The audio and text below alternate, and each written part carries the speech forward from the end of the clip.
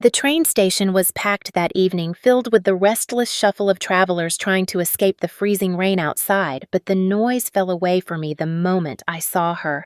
A little girl, no more than 6, stood alone near the ticket counter. Her coat-drenched curls stuck to her forehead. A worn stuffed bunny clutched tight in her small hands.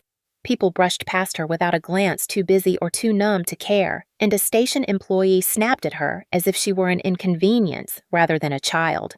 "This is not a shelter. You cannot just stand here. Where are your parents?" The girl swallowed hard and looked up at him with trembling lips, but her voice barely rose above a whisper as she said, "Sir, my mommy is crying in the bathroom. We cannot go home." Those words felt unnatural coming from someone so small, and yet she said them with the stunned honesty of a child who had run out of explanations. The employee sighed, annoyed rather than alarmed, and waved her aside as if she were blocking the flow of passengers. Something in me tightened. I stepped closer, lowering myself to her height so she would not feel surrounded by giants. "Hey, my name is Caleb. Can you tell me yours?" She looked at me with a mix of fear and relief, the kind of relief that comes only when someone finally stops long enough to see you. "Maddie," she whispered. Her fingers curled tighter around the bunny. "My mommy said maybe we have to sleep here tonight." The edges of her voice cracked in a way that hit me in the chest harder than I expected. Around us, people kept rushing by, indifferent, impatient, unaware that a 6-year-old was quietly drowning in fear right in front of them. I nodded gently to her. "You did the right thing asking for help.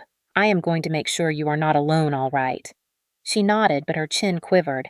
A man behind us scoffed loudly. "This is why people should not travel with kids if they cannot take care of them." The comment was sharp and careless, and several passengers turned to stare at Maddie as if she were the problem, not a symptom of something far more complicated. I straightened slightly and looked the man in the eye. "She is scared. The least any of us can do is show a little human decency." My voice stayed calm, not raised, not aggressive, just clear enough to remind him there was a line he had crossed. The man looked away, but the moment left a sting in the air that Maddie felt even if she did not understand it. I knelt again. "Maddie, is your mom sick? Hurt? Did something happen?" She shook her head hard, curls bouncing. "She is just sad, really sad. And she said we might not have a home anymore." The weight of that landed like cold water. I could not walk into the women's restroom myself, and in situations like this, rules mattered. "Can you stay right here with Mr. Lewis for a second?" I asked, motioning to the employee who suddenly regretted his earlier tone. "I need a female staff member to check on your mom." The employee nodded quickly now that he understood the situation was real. In less than a minute, a female attendant hurried toward the restroom while I stayed with Maddie, keeping her inside of the door so she knew her mother had not disappeared. She pressed her cheek into her bunny and whispered things only childhood desperation could form, like Mommy. "Please come out and Mommy. I am being good," I told her softly. "She will come out as soon as she can. You are doing so well." Then the restroom door opened. The female staffer stepped out first, guiding a woman who looked like she had held herself together for as long as humanly possible and finally run out of strength. Her hair was damp and hastily tied back. Her clothes clung to her as if the rain had soaked through more than fabric, and her eyes were swollen from crying, but still fiercely alert as she searched the room.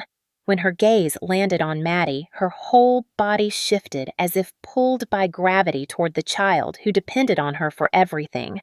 Maddie ran into her arms, clutching her waist, and the woman crouched down with visible pain, but also visible determination. "I am sorry," she murmured to the staffer. "I did not mean to cause trouble." "We are fine." But they were not fine. Anyone could see that. She stood slowly, and her eyes met mine for the first time. There was embarrassment there, and exhaustion, and something else I recognized too well. Pride trying desperately to survive a moment built to crush it. Maddie held her mother tightly and whispered, "Mommy, this is Caleb. He helped me."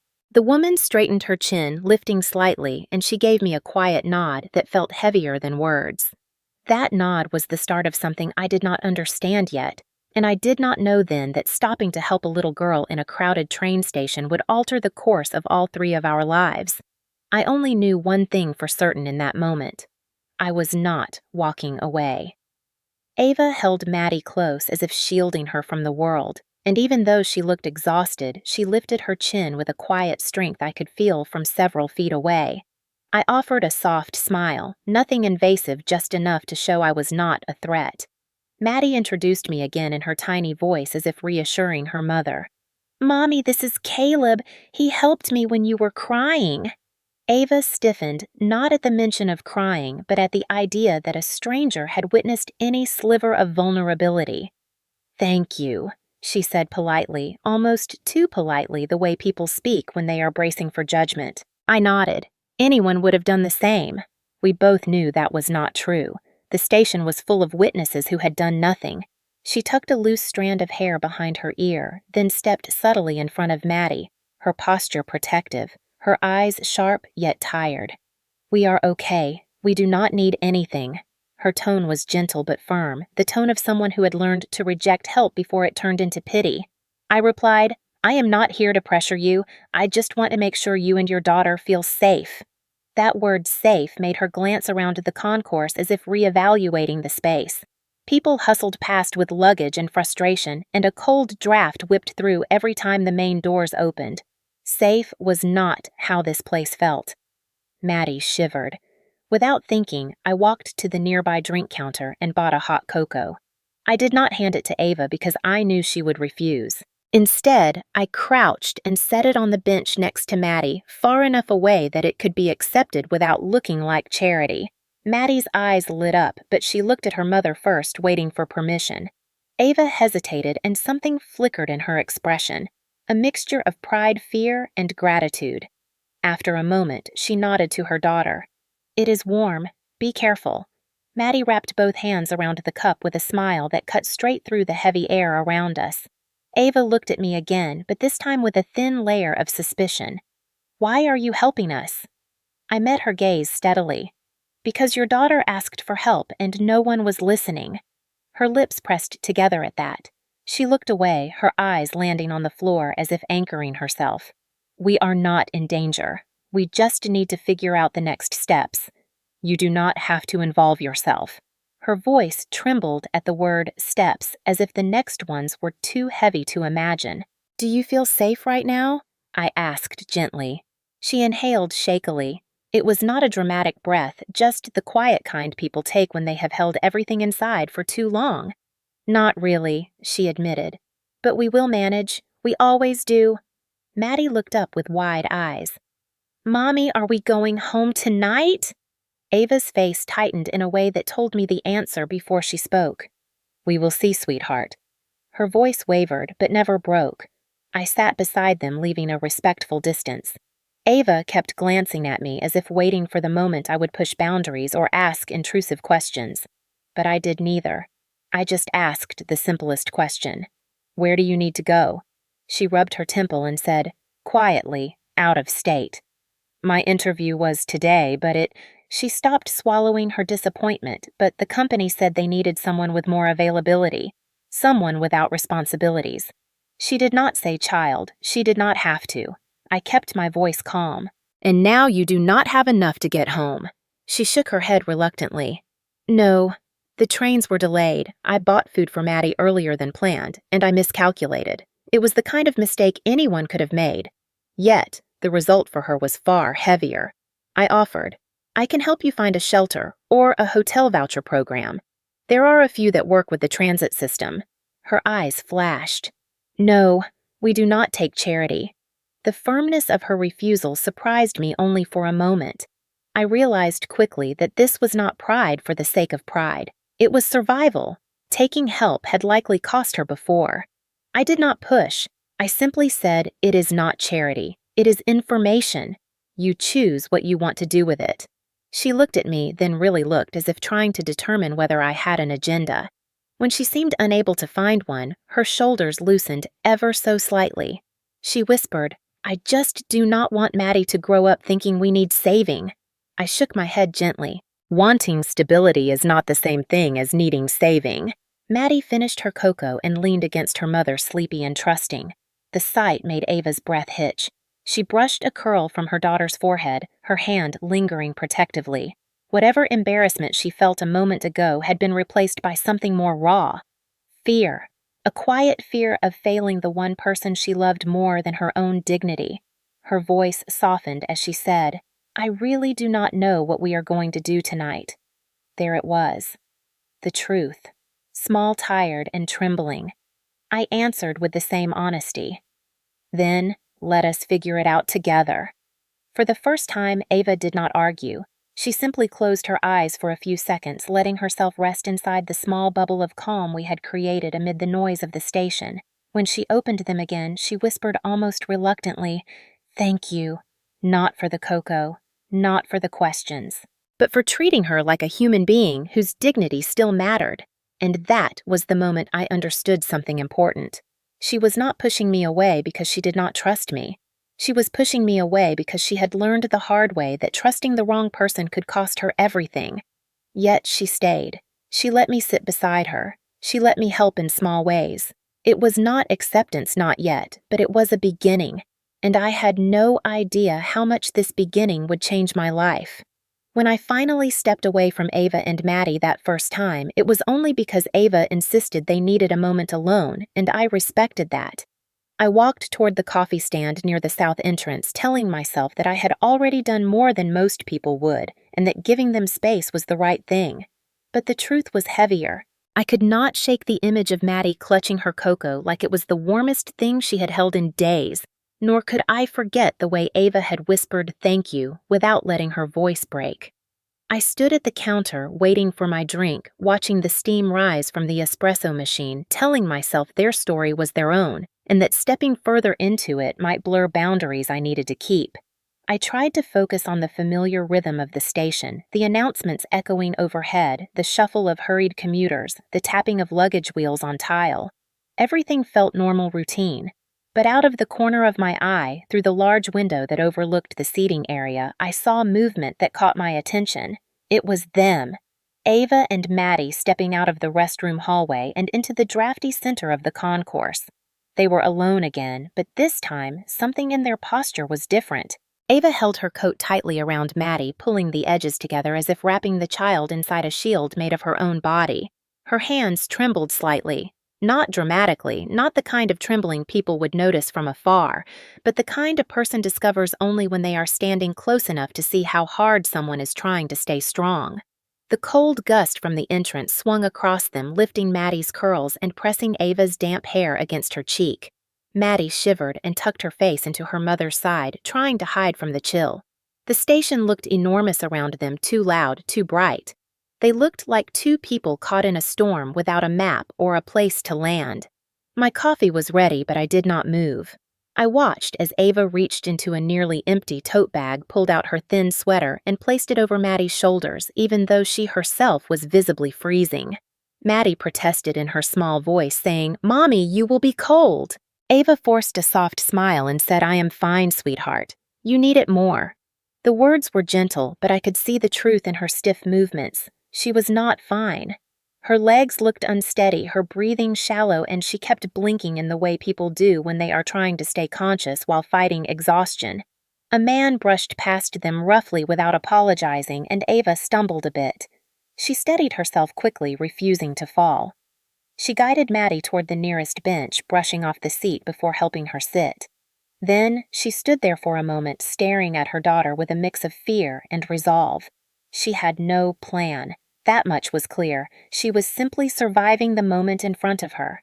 I felt something shift inside me. It was the kind of moment that grabs a person by the collar and rewrites whatever boundaries they had set. I walked closer slowly, giving myself time to decide whether I was crossing a line or doing the one thing my conscience would not allow me to ignore. As I drew within a few yards, I stopped again, watching. Maddie was sipping the last of her cocoa, swinging her feet gently, trying to stay cheerful. Ava sat beside her eventually, rubbing her hands together for warmth. Her lips were turning pale. The fluorescent lights above cast a faint bluish tint on her skin, making her look more fragile than she wanted anyone to see. She murmured something to Maddie, something like, "We will be okay." I promise. Maddie nodded entirely, trusting her mother because children do not yet understand the weight carried behind such promises. I should have kept walking. I should have let them handle things their way. That is what Ava wanted, or thought she wanted. But then the wind pushed through the doors again, and Maddie curled into herself, teeth chattering, and Ava wrapped both arms around the child, leaving her own body exposed to the cold. That was the moment. The moment. I knew I could not walk away. I removed my coat, the heavier winter one I rarely wore, except for long commutes, and approached them again. Ava looked up startled, not expecting to see me return. I held out the coat not to her, but to Maddie. It is warm. She can use it. Ava shook her head immediately. No, Caleb, I told you we cannot accept handouts. Her voice carried more pride than anger. I nodded. This is not a handout. It is a loan. I need it back when we get you warm. That answer startled her. She stared at the coat at Maddie, then back at me. Her resistance faltered. Maddie reached for it instinctively, drawn to the softness and warmth, but waited for her mother's approval. Ava exhaled slowly and finally said quietly, "Just for a little while." I draped it gently over Maddie's shoulders. The relief on the child's face was instant, the kind of relief that pierces straight into the heart of anyone watching.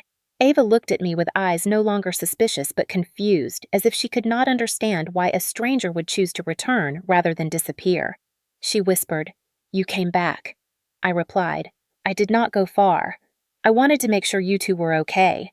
She swallowed hard, unable to hide the tremble in her voice. "People usually walk away." I met her gaze steady and certain. "I am not people."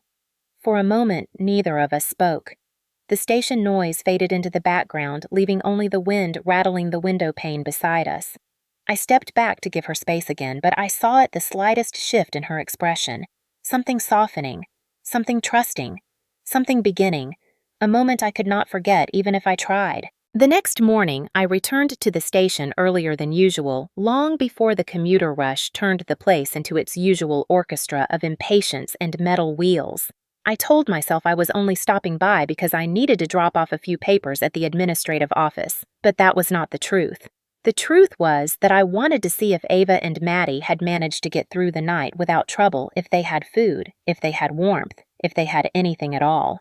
I was not supposed to feel this responsible for them, but something about the way Ava fought to stay upright yesterday, the way she shielded Maddie with nothing but her body, had lodged itself under my skin.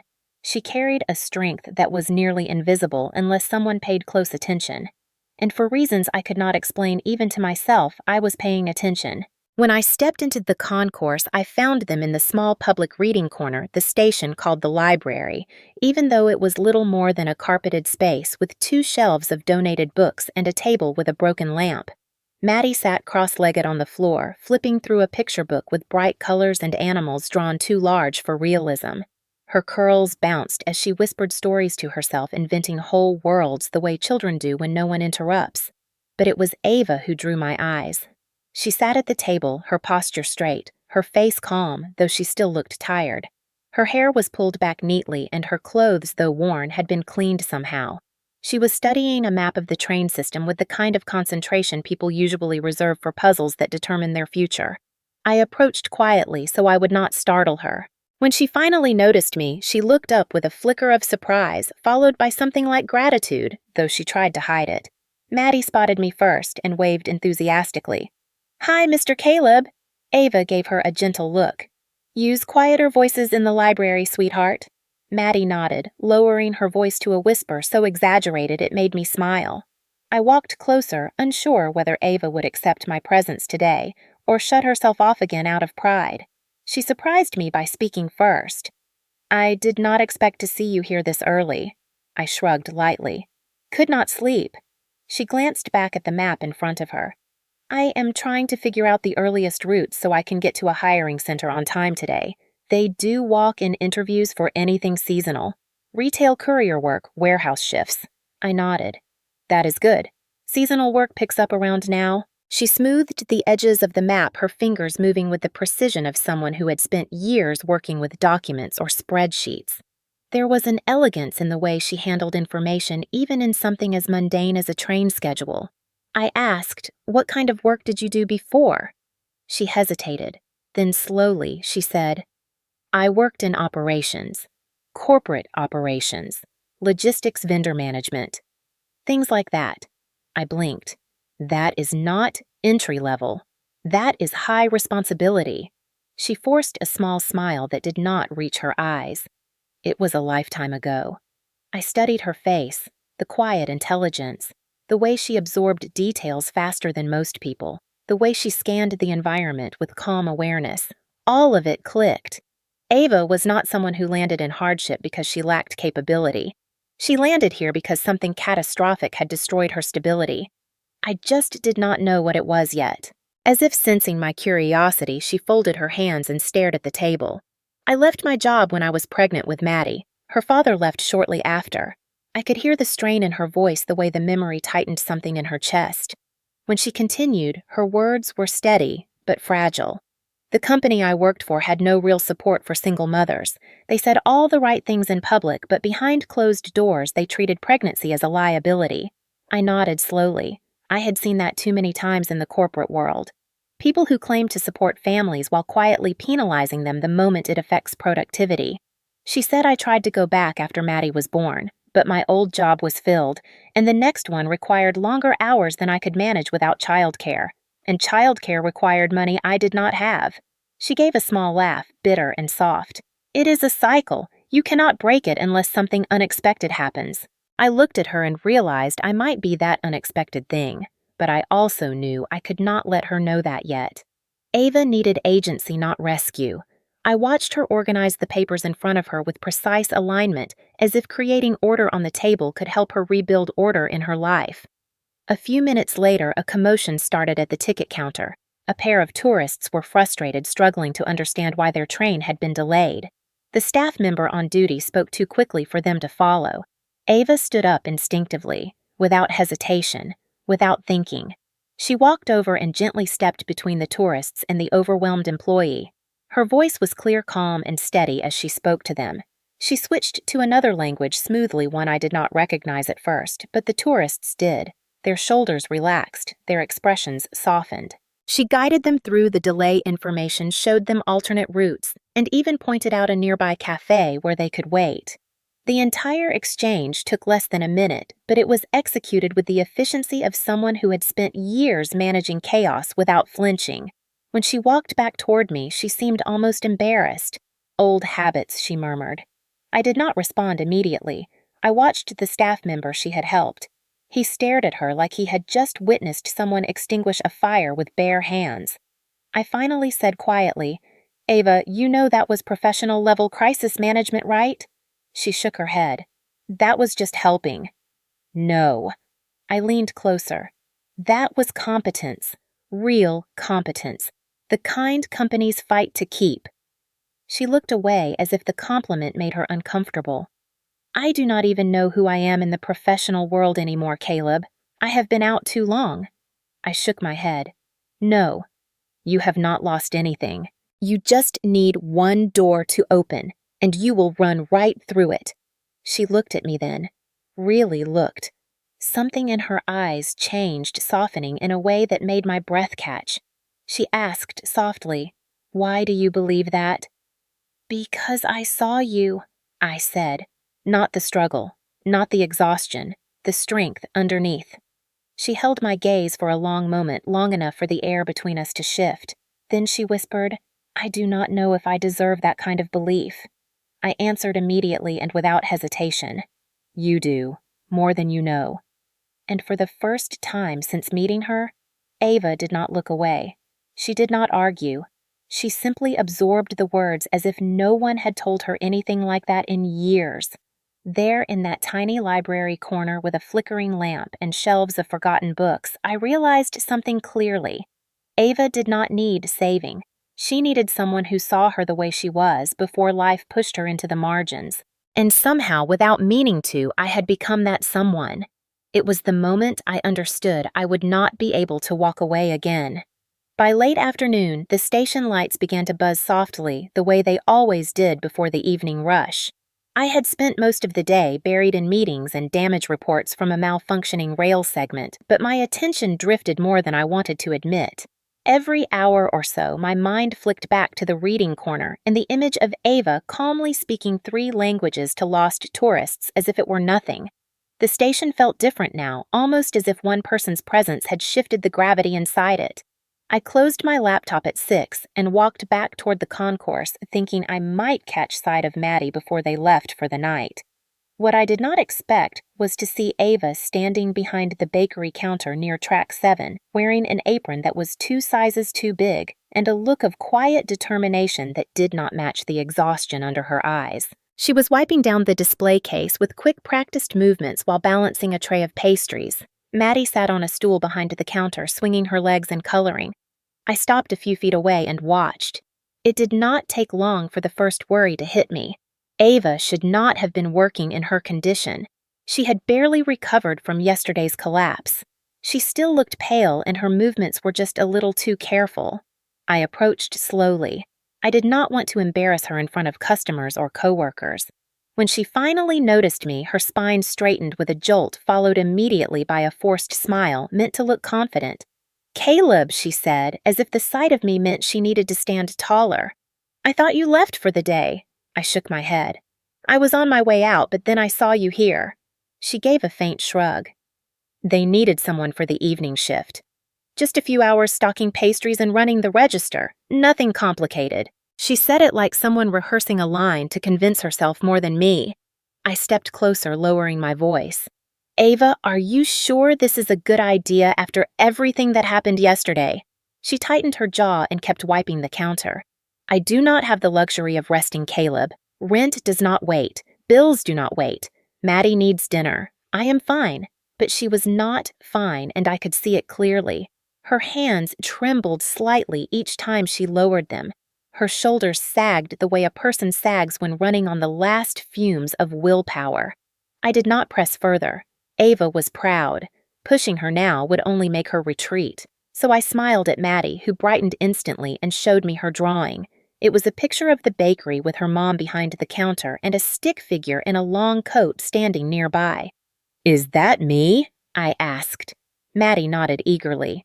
"I drew your face funny, but Mommy said it is okay because sometimes grown-ups look funny." I laughed and Ava cracked a smile before turning to help a customer. Over the next 20 minutes, I stayed to the side, pretending to check train times while really watching her work. The bakery staff moved quickly around her, but she was slower, more deliberate. She paused often, bracing herself on the counter. Twice, she blinked hard, like she was trying to shake off dizziness. My chest tightened. She was pushing her body too far, and the room around her was starting to tilt. Maddie sensed it too. She kept glancing at her mother with worried eyes. The third time Ava reached for a tray, I saw it happening in real time. Her hand slipped slightly. Her knees bent inward. Her breath hitched like she had been punched. I stepped forward instinctively just as she tried to steady herself. She whispered something under her breath, almost like a plea, and then her body buckled. The tray clattered to the floor. Pastries scattered across the tile. Maddie screamed, "Mommy!" Customers gasped. I moved fast, but not recklessly. I did not touch her immediately because that was not appropriate unless medically necessary. Instead, I knelt beside her and called out to the nearest employee. "Get the station EMT now. Tell them a worker has collapsed." The bakery manager rushed toward us, muttering something about liability and schedules, but I ignored him completely. Ava was conscious, but barely. Her eyes were half open and unfocused, her breathing shallow. She whispered, "Caleb, please do not let them take me to the ER. I cannot afford it." The fear in her voice was sharper than the physical pain.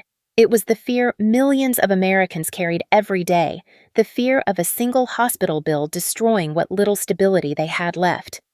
I leaned close so only she could hear me. "I will not let anyone take you somewhere you do not consent to. You are safe." The EMT arrived quickly, a young woman with steady hands and sharp eyes. She checked Ava's vitals. Low blood sugar, severe fatigue, fear, borderline dehydration. Classic signs of someone who had been surviving instead of living. She asked if Ava wanted transfer to the ER. Ava shook her head frantically. "No hospitals! Please, I cannot do that!" The EMT nodded with understanding, the kind born from seeing this 100 times before. "There is a community clinic 2 blocks away," she said quietly. "Sliding scale, no ER charges. She can get stabilized there." I exhaled in relief. That was exactly the solution we needed. I looked at Ava. "Let us go there. Please." She hesitated only a second before whispering, "Okay." She tried to sit, but stumbled again, and this time instinct overrode caution. I caught her elbow, gently supporting only enough to keep her upright without taking control away from her. Maddie rushed to her mother, crying. I scooped Maddie up with one arm and steadied Ava with the other, guiding them both out of the bakery as customers stared. Some with pity, some with judgment, some with the hollow look of people who had been through similar battles. We stepped into the cold night air, and the wind made Ava shiver violently. The EMT accompanied us until we reached the street, then pointed the way to the clinic. Once inside the waiting area, Ava was led to an exam room. I stayed with Maddie, who clung to my coat silently. After 20 minutes, the doctor called me in. He spoke quietly. "She will be okay, but her body is exhausted. She needs rest. Real rest. Not one night. Several days." I thanked him and stepped back into the hallway where Maddie sat swinging her legs. She looked up at me, her eyes wide and scared. "Is Mommy coming home tonight?" I crouched down. "Your mom is safe. She just has to rest a little while longer." Maddie leaned into me and whispered, "I am glad you came." And I realized that if I had walked out of the station earlier and never returned, Ava might have collapsed alone.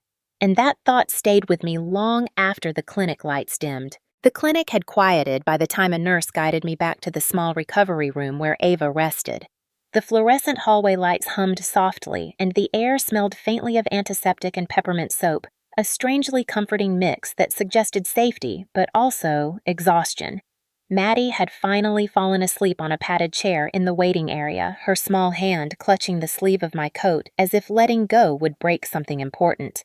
When I stepped inside the room, Ava was awake but still. She lay propped against a thin pillow, her hair slightly damp at the temples and her eyes tired but clear. For a long moment she did not speak, and neither did I. Silence felt kinder than words.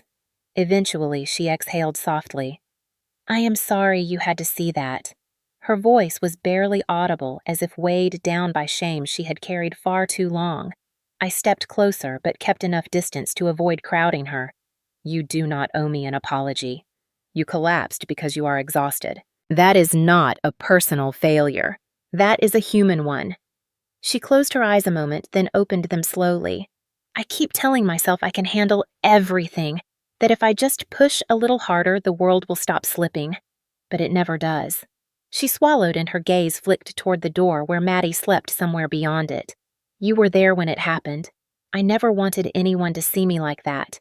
Vulnerability was not easy for her. I could feel it in every breath she took, every guarded glance she fought to control. I sat in the chair beside her bed, even though she had not invited me to sit. My instinct was to give her room, but also presence the kind that let someone know they were not alone, even if they wished they were. Ava looked down at her hands resting on the blanket. They trembled slightly. The tremor was not just physical. It was emotional, the kind that comes when someone's armor begins to crack. She whispered, "I did not want Maddie to see me break." I leaned forward. "She did not see you break. She saw you get help. There is a difference." Her eyes glistened, but she blinked quickly as if trying to trap the tears before they could fall.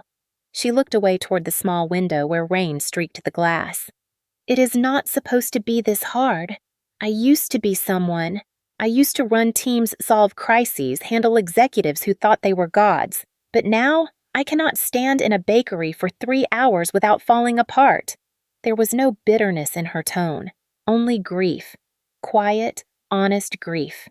I let her words settle before I spoke. "Ava, what happened?" She hesitated long enough that I thought she would shut down. Then she took a slow breath and began talking in a low, fragile voice. "I had a good job, a stable life. It was not glamorous, but it was mine. Then I got pregnant, and everything I thought was secure dissolved overnight. My partner left, My boss made sure I understood that a single mother did not belong in leadership. Opportunities dried up. Interviews disappeared the moment they learned I had a child. She paused, pressing her lips together until they stopped shaking. I was not fired, not officially. They just made the job impossible to keep. No promotions, no flexibility, no support. Eventually, I quit because staying felt like drowning with my eyes open. She laughed softly but without humor. After that, it was just one temporary job after another, town to town, place to place, trying to keep Maddie fed, trying to stay afloat. She looked down at her hands again as if ashamed. I have been running for 4 years, Caleb. Running from the shame of failing, running from the bills, running from people who look at me like I am irresponsible for bringing my child to interviews, running from a world that does not care if a little girl sleeps in a train station. Her voice tightened. I am tired. I am so tired. I let her finish before speaking. You have not failed. You have survived. And that takes more strength than anything you did in your old job. She shook her head slightly as if refusing to believe it. I continued anyway. You carried a child through abandonment, unemployment, constant uncertainty. You held your life together with nothing but your will. That is not failure, Ava. That is resilience. Silence again. A different silence this time. Softer, less guarded. She looked at me not with suspicion, but with something like recognition. Then she whispered the question she had held back for days. Why are you being so kind to us? I should have expected it. I should have prepared some neutral, reassuring answer that kept boundaries intact. But the truth was simpler than that, because no one should have to fight alone, and because somewhere along the way I stopped seeing you as someone I was helping and started seeing you as someone I wanted to understand. Her breath caught. She turned her face slightly away, not fully hiding, but shielding herself just enough to feel safe. A single tear escaped despite her effort. She did not wipe it. She let it fall. I did not move closer. I did not touch her. I looked down at my hands to give her the privacy to feel whatever she needed to feel. After a long moment, she whispered, I do not feel broken when you talk to me. The room felt warmer suddenly. Not physically, but emotionally, as if the air had shifted. After a moment, she added barely above a whisper, But I am afraid that if you see too much, you will leave like everyone else. I shook my head gently. I am not leaving. Not tonight. Not while you are like this. She closed her eyes again, but this time not in pain. More in relief. Or maybe surrender. She whispered thank you. 2 simple words, but they landed with the weight of something much bigger. Hours passed quietly after that. Maddie eventually curled up beside her mother on the bed. I sat in the corner chair keeping watch without making it obvious. When the nurse returned to check her vitals, Ava was asleep, her breathing steady for the first time since I had met her. And as the lights dimmed, I realized that tonight had changed something important. Maybe for her. Definitely for me. The next morning, the clinic released Ava with instructions to rest for at least 48 hours and to avoid strenuous activity for the rest of the week. When the nurse said that, I saw the panic flicker immediately across Ava's face. Rest was a luxury people with stability could afford. For her, it was a threat. No work meant no income, and no income meant slipping backward into the uncertainty she had been running from for years. As we walked out to the lobby, Maddie held her mother's hand, while her free hand held the plush bunny I had bought her from the station gift rack. She looked brighter after sleeping, but Ava looked wary, almost defensive, like she expected the world to punish her for taking even one moment to recover. Outside the clinic, the air was warmer than the day before. The storm had passed, leaving behind puddles that reflected the gray morning sky. Ava zipped her thin coat as if bracing for something unseen. I could sense the dread rolling quietly off her. Finally, she spoke in a low, resigned voice. I'm going back to the bakery. They might still need extra hands today. She swayed slightly as she said it. You can't, Ava. They told you to rest. She stiffened, sensing judgment. I'm not asking for opinions, Caleb. I'm telling you what I have to do. I took a slow breath, choosing my words carefully. I know you think working today will fix everything, but it won't. You will collapse again, and next time Maddie might see it. That hit her. Not aggressively, but honestly. She closed her eyes a moment, and when she opened them, there was vulnerability but also frustration. I do not have another choice. I knelt down then so I was eye level with Maddie. Sweetheart, can I borrow your mommy for grown-up talk? Maddie nodded and wandered a few steps away, jumping over a puddle. I turned back to Ava. You do have another choice. Her brow creased in disbelief. No, I don't. Not unless you are offering charity, and let me save you the trouble because I will not take it. The words were sharp, but not cruel. They came from a place of bruised pride forged through too many years of having to prove she deserved respect. I shook my head. I am not offering charity. I am offering an opportunity. A real one. Her eyes narrowed. What does that mean? I exhaled a slow, steady breath. There is a seasonal customer care opening at the station. It is legitimate, it is posted on the public job board, and HR has been struggling to fill it before winter surge. It is hourly but higher than the bakery. Morning shifts. Predictable schedule. Basic benefits after 90 days. Not glamorous Ava, but stable. She stared at me as if trying to find the trap hidden inside the words. Why are you telling me this? Because you have every skill they are looking for. I have seen you communicate, de-escalate, assist strangers with more composure than half the station staff. And you would be working in a safe place with people around. And Maddie could stay in the staff break room like other kids whose parents work there during seasonal rush.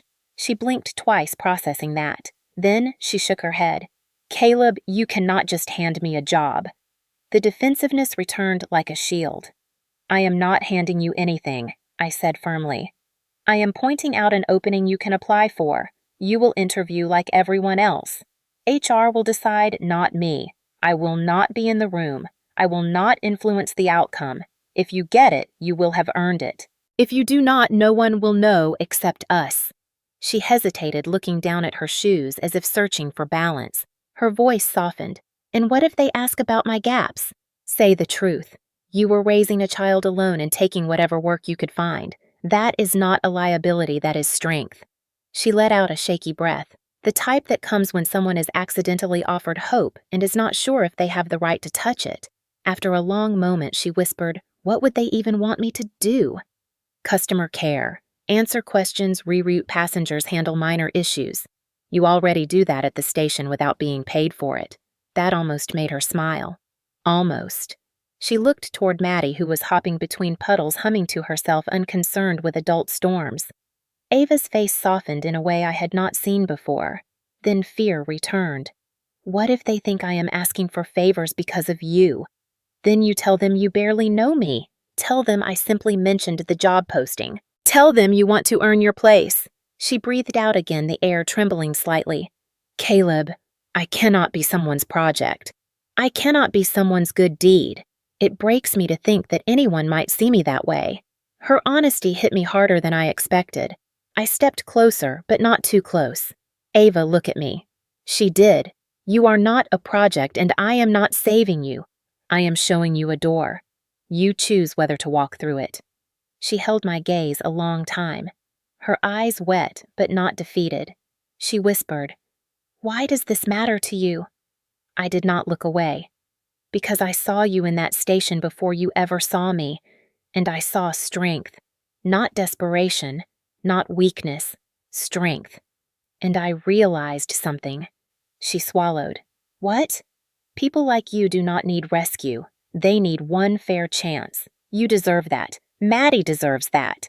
Her breath stuttered. She looked away quickly, wiping her eyes as discreetly as she could. After a moment, she nodded once. One small, fragile, determined nod. Okay, I will apply, but only if you promise something. What? Do not help me in the interview. Do not talk to HR. Do not make this easier for me than it is for everyone else. I smiled. Deal. She extended her hand slowly, as if testing whether she could trust the moment. I took it carefully, feeling a shift between us, not romantic, not dramatic, just profoundly human. When her fingers slipped from mine, she whispered almost to herself, Maybe this is the beginning we needed.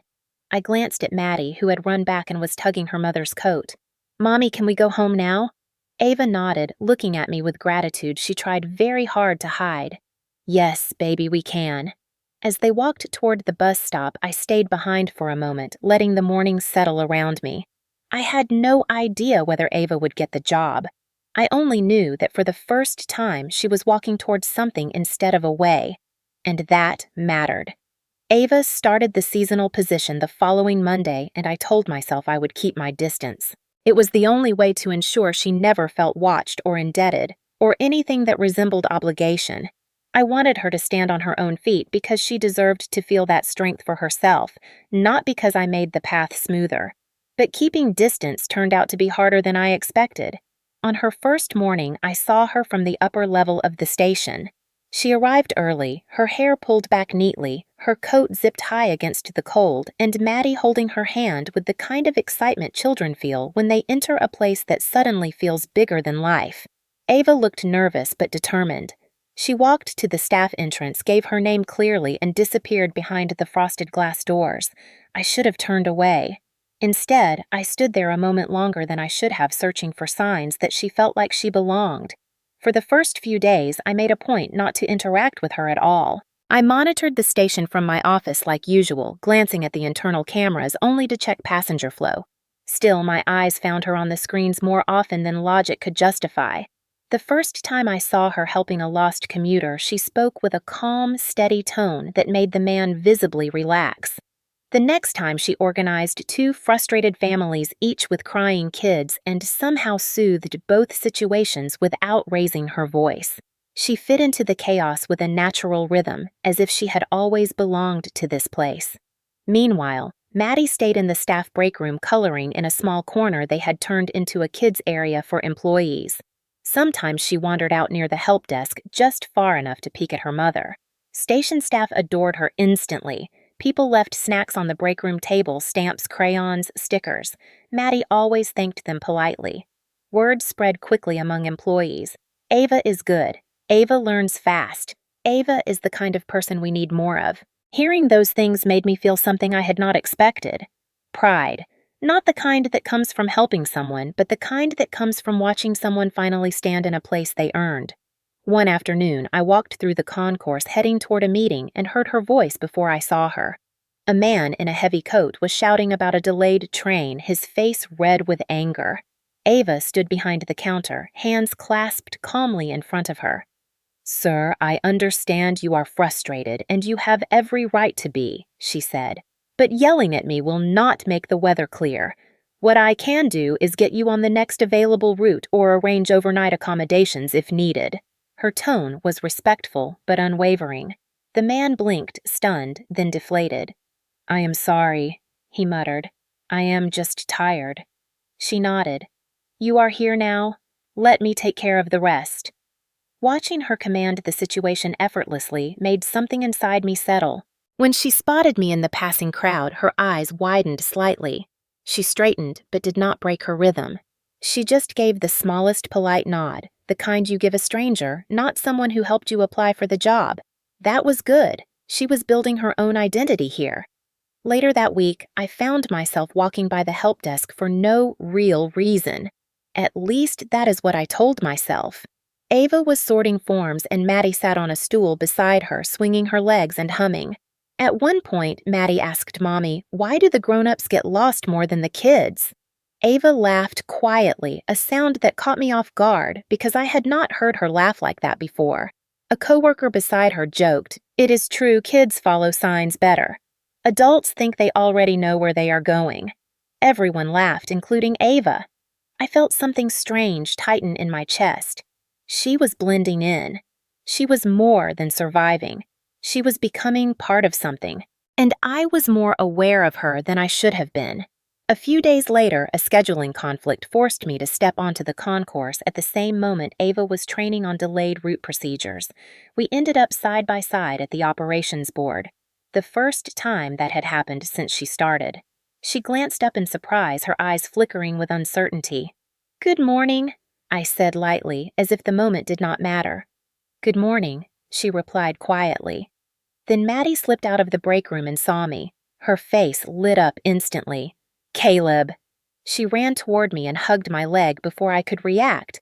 I froze, aware that employees were watching and Ava was watching. "Sorry." Ava said quickly, pulling Maddie back, feeling embarrassed. Maddie?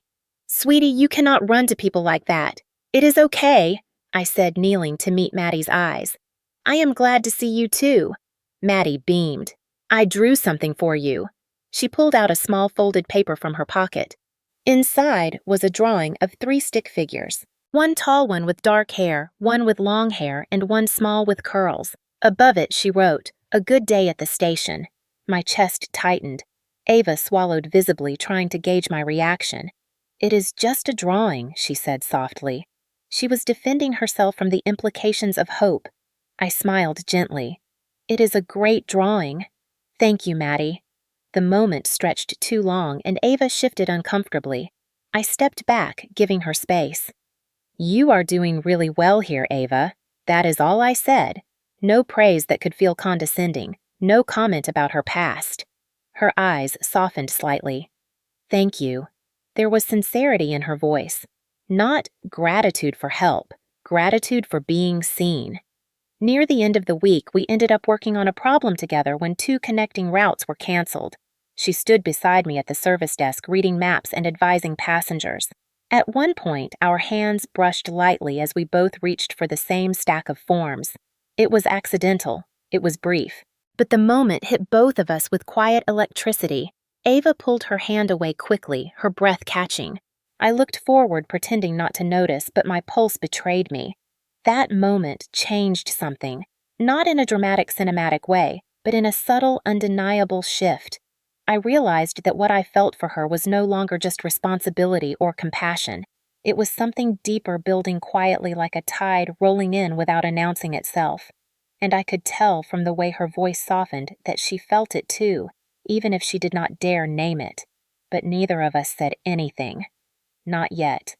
As she walked Maddie to the break room at the end of her shift, I watched them go with a heaviness and a hope mixed together. She was getting stronger by the day. I was trying very hard not to fall for her, and both battles felt impossible to win.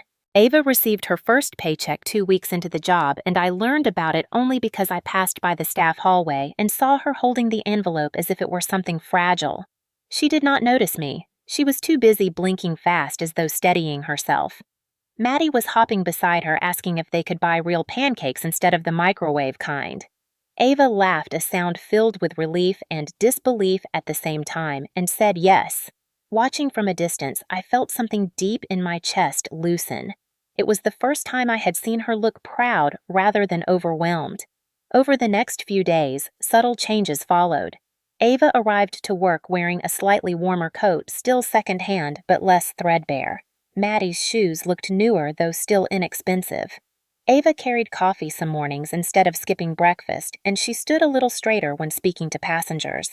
It was a quiet transformation built from small moments that most people overlooked, but I noticed all of them. I noticed because I had watched her walk in with nothing, and now she walked in with hope.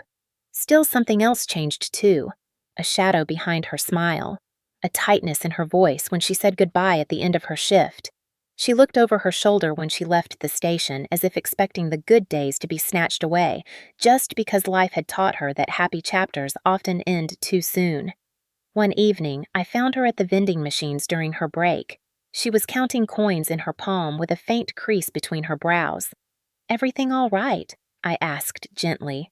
She startled, closing her hand around the coins. "Yes, just choosing something for Maddie." I studied her face.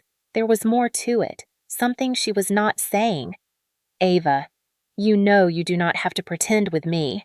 She swallowed. Then quietly she said, "I am trying not to get used to this." Used to what? Being able to breathe a little. The honesty hit harder than I expected.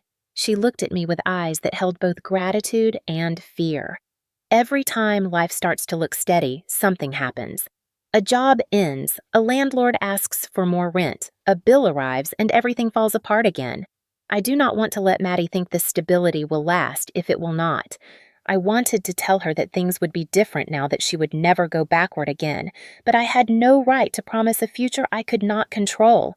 So instead I said, "You are allowed to enjoy a moment, even if it does not last forever." She looked at me for a long second, and her expression softened. I am trying, Caleb. Really, I am. Later that week, Maddie drew something for me again. She shyly handed it to me near the staff lounge while Ava was helping a commuter with a stroller. The drawing showed 3 people again, but this time there was a little house behind us and a tree with crooked branches. It looked like a family portrait. My throat tightened. Maddie, what is this? I asked. She grinned proudly. It is us on a good day. I looked down at her small face full of trust and innocence, and I felt something warm and terrifying at the same time. This child already saw me as part of her small circle of safety, and I wanted to be. God help me, I wanted to be. But wanting came with danger. I returned the drawing gently. Thank you, Maddie. It is beautiful. She skipped away humming to herself while I stood there feeling the weight of emotions I had no roadmap for. A few days later, I asked Ava and Maddie if they wanted to attend the station's winter event. It was a simple gathering with cocoa cookies music, the kind of tradition employees looked forward to every year. The invitation surprised Ava. She hesitated, staring at the ticket in her hand. I do not want you to feel obligated, I said quickly. You are not inviting other employees? She asked. Not personally, no. Did someone tell you to invite me? No, Ava. I am inviting you because I want you there. She looked down at the ticket again, her thumb tracing the edge. Maddie tugged her sleeve. Mommy, please can we go? Ava finally looked at me and her expression carried a mixture of acceptance and cautious distance. Okay, we will go, she said quietly. But this does not mean anything has changed. Her words were soft but firm, and I understood what she was trying to protect. She was guarding her dignity. She was guarding her heart. She was guarding her daughter's hopes. I nodded with a steady voice, even though the words stung a little. I know. We will just enjoy the evening. But something had changed. She knew it. I knew it.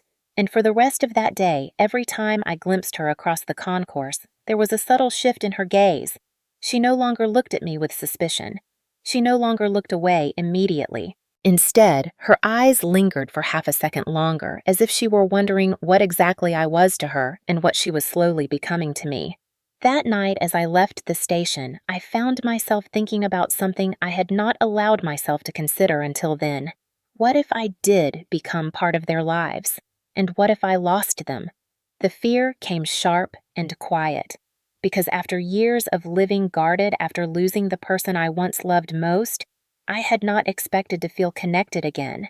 But there I was, standing under the icy glow of streetlights, realizing that Ava and Maddie had already worked their way into the part of me I had convinced myself was permanently closed. And wanting them in my life was the bravest and most dangerous thing I had felt in years. The week of the winter event arrived with a tension I had not anticipated. What should have been a smooth season for the company turned suddenly volatile after a journalist published an investigative piece questioning several operational decisions made years before I became CEO. The facts were distorted, but in the public eye, nuance rarely survives the first headline. Pressure mounted quickly. Commentators demanded statements. Board members called emergency meetings. Employees whispered in hallways. And though I was used to high stakes this time, it hit differently. It felt personal. It felt like failure wrapped itself around my throat. For 3 days, I barely slept. I handled crisis calls in the early hours of the morning, gave interviews, spoke to legal teams, tried to steady a narrative I had not created. By Thursday evening, the weight grew unbearable. I left the office without telling anyone and walked to the park behind the station. The cold air stung, but it was the only place where I could breathe. I sat on a bench under a leafless tree and pressed my hands against my face, willing the world to quiet. But the thoughts kept coming. You are letting everyone down. You are proving the critics right. You are becoming the man people warned you not to become. Long-buried fears resurfaced. The fear of losing control. The fear of disappointing the people who trusted me. The fear of ending up alone again. I stared at the ground, not noticing footsteps crunching lightly across the frosted grass, until a voice spoke softly. Caleb. I looked up, startled. Ava stood in front of me, bundled in her dark coat, breath clouding in the chilly air. Maddie was not with her. Just Ava.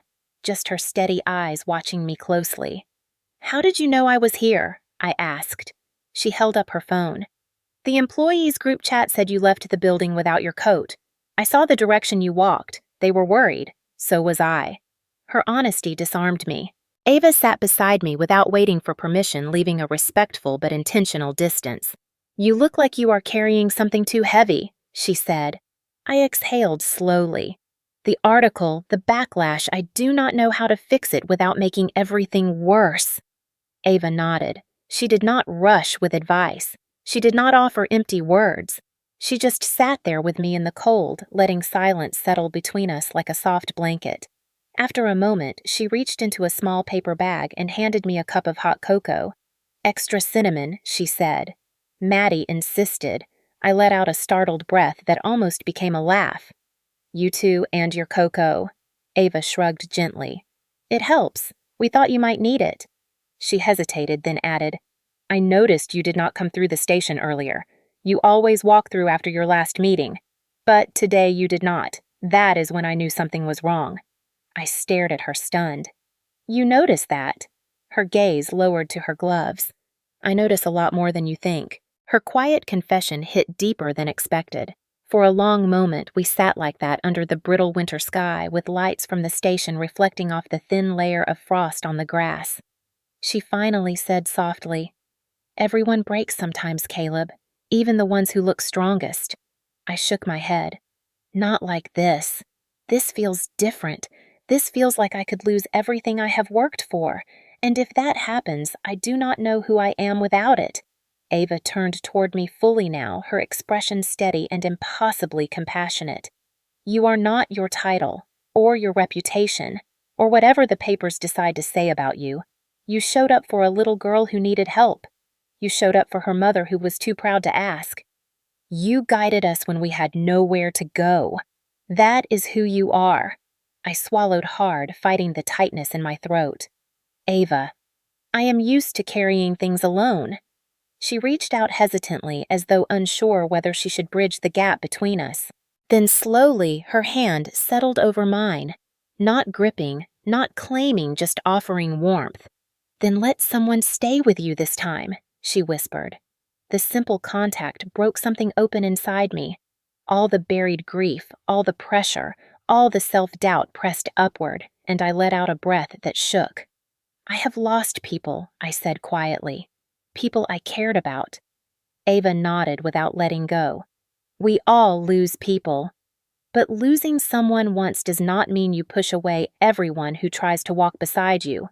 Her thumb brushed lightly against my hand, almost accidentally. "You do not have to pretend with me, Caleb. Not tonight." Her words were softer than the wind, yet they cut straight through the armor I had worn for years. For the first time since the scandal began, I felt grounded. Not in control, but not drowning either. Supported. Seen. When I finally looked at her, she was watching me with an emotion I could not name. Not pity, not dependence. Something steadier. Something that scared me because of how much I wanted to lean into it. "Ava," I began, but my voice broke a little. She shook her head gently. "You do not have to say anything. Just breathe." And so I did. I sat there breathing in the cold air, feeling her hand warm against mine, and realizing I did not want her to pull away. Eventually, she squeezed my hand once and rose from the bench. "Come," she said softly. "There is still cocoa left before Maddie drinks all of it." Despite everything happening around me, despite the spiraling chaos inside the company, I felt something shift in that moment. A tether. A quiet connection forming not from grand gestures, but from a shared understanding of what it means to fall and still choose to stand. As we walked back toward the station, side by side, without touching but closer than before, I knew one truth with startling clarity. Ava had stepped forward at the exact moment I started to break, and instead of turning away, she stayed. That terrified me, and it steadied me more than anything had in years. The morning after the crisis meeting, I arrived at the station earlier than usual. I needed a moment of quiet, a familiar place to stand before the noise of the world caught up with me again. But when I stepped inside the concourse, the air felt different. People looked up. Conversations hushed. A few employees stiffened as I passed. Something was off. It was only when I reached the information desk that I understood why. Ava was standing behind the counter, frozen, her eyes locked on a small monitor mounted above the wall. The morning news. My face filled the screen. The anchor was reporting on the company's scandal, the interviews I had given the night before, the internal documents that were still under review. CEO Caleb Hart responds to allegations as pressure mounts. My title flashed in bold letters. CEO, not manager, not supervisor, not consultant. CEO. I stopped breathing. Ava looked at the screen, then at me, and the shift in her expression was so sharp it cut through me. The warmth from the night before vanished, replaced by something I had never seen in her eyes toward me. Fear, disbelief, betrayal. Maddie, who had been coloring in the staff lounge, peeked around the corner and waved at me happily, unaware of anything wrong. But Ava stepped forward, quickly blocking her daughter's view as if protecting her from me. "Caleb," she whispered, her voice trembling not with anger, but with shock. "You are the CEO of Heart Rail Systems." I nodded slowly, wishing I could rewind the moment, erase the look on her face. I wanted to tell her the truth, the whole truth, but the words tangled in my throat. "You knew me as a stranger helping your child," I finally managed. "And I wanted to stay that way as long as I could." Ava blinked as if I had slapped her. "Stay that way." She looked away, her breath shaking. "I trusted you," she said quietly. "I told you things I have never said out loud. I let you into parts of my life I have protected with everything I had left, Caleb." Her voice cracked, but her spine stayed straight. "And all this time, you were hiding who you are." I stepped closer, but she lifted a hand, signaling me to stop. This small gesture hurt more than any shouting ever could. "You offered me a job," she continued, her voice low and cutting. "You guided me toward a clinic when I collapsed. You bought cocoa for my daughter. You sat with me in the cold and let me believe we were equals." Her eyes filled with something raw. But we were not really. I opened my mouth, but she shook her head as if bracing for impact. "Do you know what it feels like to build yourself up from nothing just to learn the only reason someone helped you was because he had the power to?" she whispered. "Do you know how humiliating that is, Caleb?" I took a breath, stepping toward her. "Ava, that is not what happened. Every choice I made was careful, respectful, grounded in transparency. I never used my title. I never placed you under my authority. I never once intended for you to feel obligated or indebted." "You did not use your title," she said, "but you let me think you were someone ordinary. I thought we were standing on the same ground." Her breath trembled. "Now, I do not know what was real and what was you being kind because you could afford to be." I felt the ground tilt beneath me. I had prepared for public scrutiny, regulators, lawsuits, but I had not prepared for the possibility that the one person who saw me clearly might no longer see me at all. Maddie tugged her mother's coat, gently sensing tension. "Mommy, what is wrong? Why are you mad at Caleb?" Ava knelt, quickly cupping her daughter's face. "I am not mad, sweetheart. I am just surprised." She swallowed hard, struggling to keep her voice from breaking. "I just did not know something important about him." Maddie turned toward me, eyes wide and confused. "Are you still our friend?" Her question sliced through the air, deeper than anything her mother or the anchor or the board could have said. I knelt down so I was eye level with her. "Always," I said softly. "That does not change." But Maddie looked uncertain now, receiving Ava's fear like a ripple spreading across water. Ava stood again, her posture rigid. "I need space, Caleb. I need time to understand what all of this means." I nodded, even though it felt like my chest was collapsing inward. "I respect that. I will not push you. But please do not rewrite what was real between us." She blinked rapidly, fighting tears. "I do not know what was real, Caleb. That is the problem." She guided Maddie toward the staff hallway. When she passed me, she whispered something so soft it barely existed. "I trusted you. Not your title. You." Those 3 words hit harder than the board meetings, the headlines, the investigations. This was the loss I feared most, the quiet loss. The kind that leaves no bruise but empties a room the moment a person walks away. She disappeared into the hallway, holding Maddie's hand tighter than usual. I stood motionless, unable to follow. Employees avoided my eyes. A few whispered. I did not blame them. The truth had come out, and even though I had not lied, I had still failed to protect the one person who deserved complete clarity. Moments later, the station loudspeakers crackled, announcing a delay. Commuters surged around me, flowing like a river. But I stayed rooted in place, hearing only Maddie's last question echoing over and over. "Are you still our friend?" I walked outside into the falling snow, letting it coat my shoulders, my hair, my thoughts.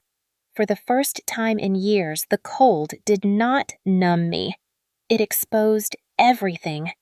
I had told myself vulnerability was strength, but this felt like heartbreak without having earned the right to call it that. I looked back toward the warm glow of the station where Maddie had once held my hand with unfiltered trust.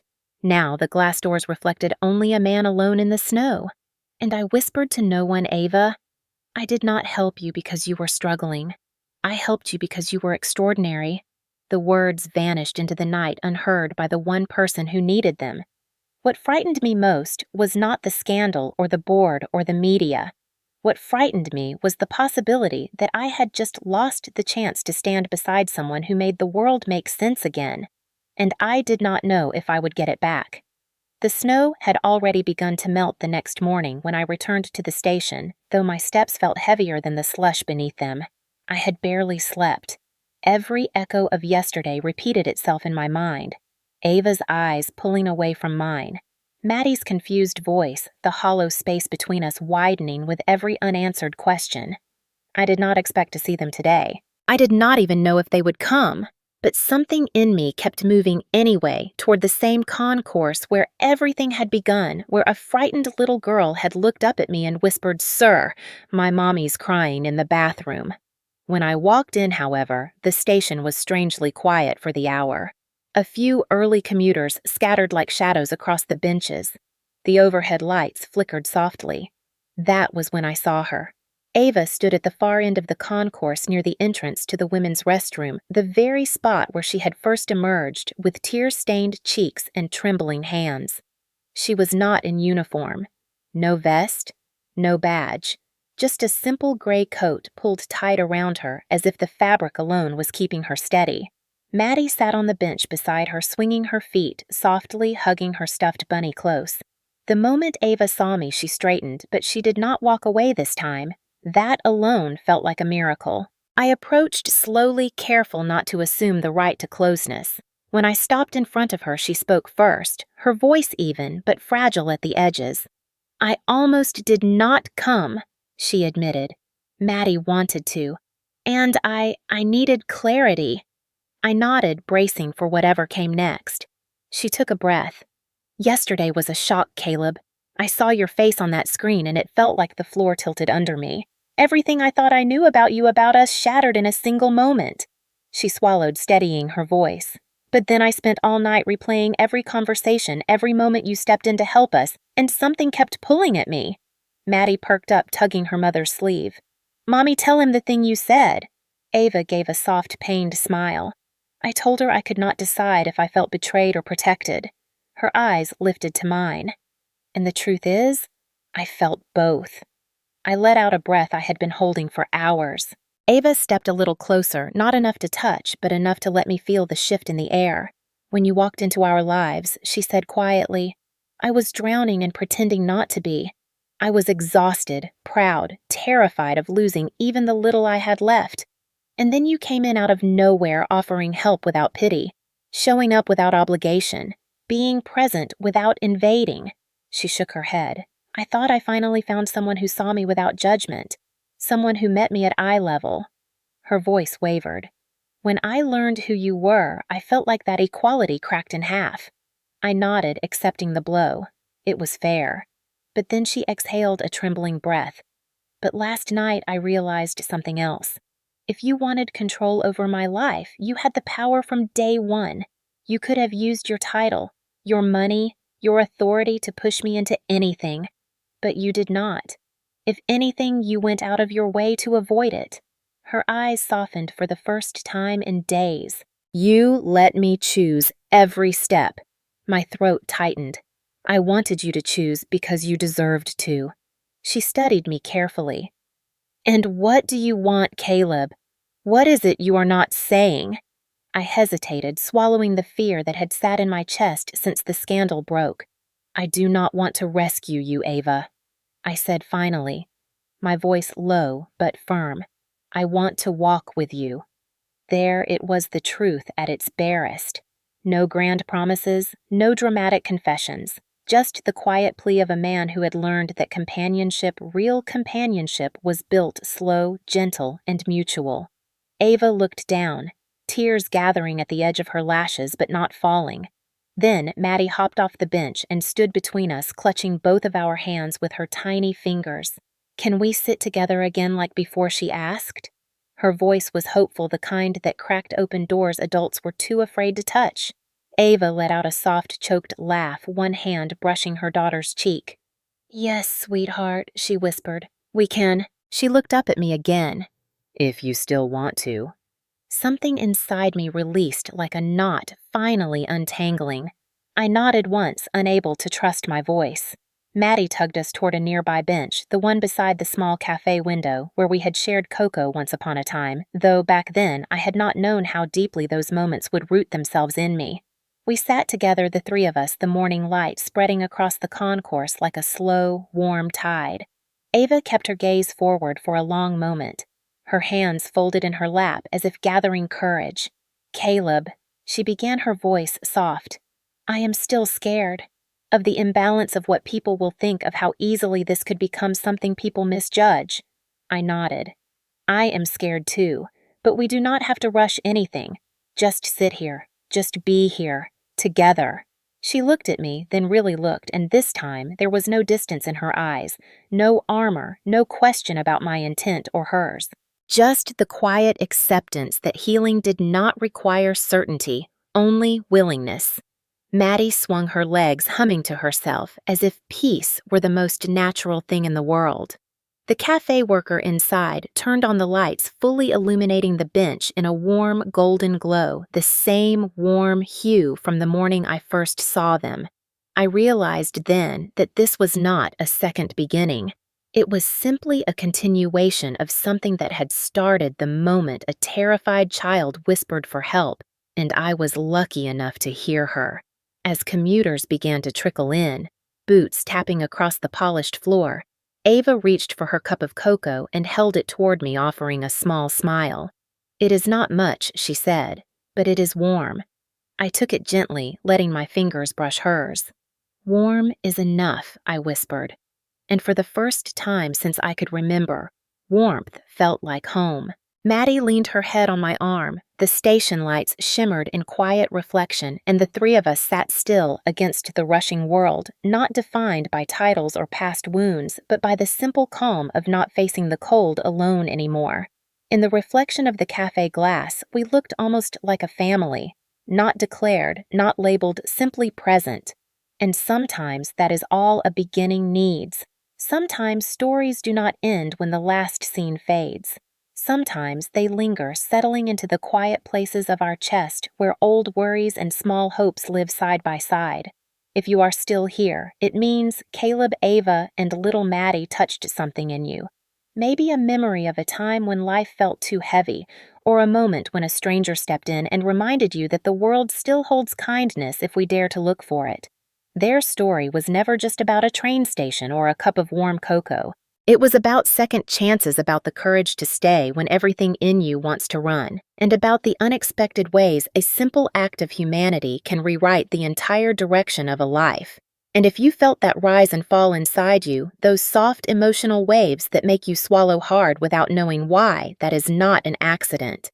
It is the reminder that no matter your age or where you are watching from, you still believe in goodness, in dignity, in the quiet power of standing beside someone when the world has turned away from them. That belief makes you part of this story too. Maybe you saw yourself in Maddie, in the bravery of a small voice asking for help when help seems impossible. Maybe you saw yourself in Ava holding herself together with nothing but pride and thin thread, hoping that tomorrow will be just a little softer. Or maybe you saw yourself in Caleb trying to do the right thing, even when no one is watching, Not because it is heroic, but because something inside insists that compassion is worth the risk. Whoever you were in this story, know this: you matter as deeply as they do. And if this journey stirred something in you, even a flicker of warmth or a quiet ache, that means the world, because stories like this one are not just meant to entertain.